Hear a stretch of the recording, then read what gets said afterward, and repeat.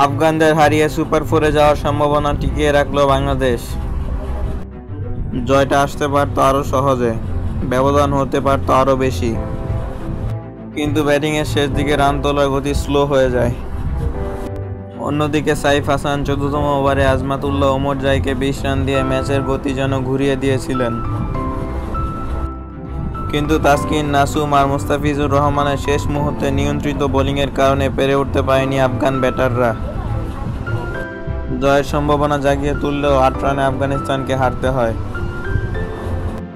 জয়ের জন্য 155 রানের লক্ষ্যে ব্যাট করতে নেমে 146 রানেই অল আউট হয়ে যায় আফগানরা। ফলে আফগানদের হারিয়ে সুপার ফোরে যাওয়ার সম্ভাবনা টিকিয়ে রাখল বাংলাদেশ।